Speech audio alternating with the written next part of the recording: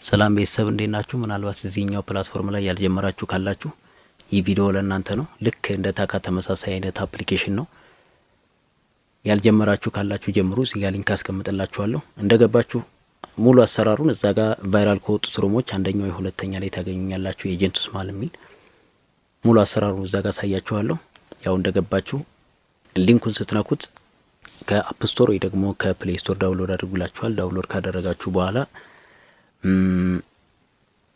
ሳይኒን በጉግል ከዛ የምትለው ጋር ስትገቡ የኮምፕሊት ቬሪፊኬሽን ቬሪፋይ ነው የምትላለች።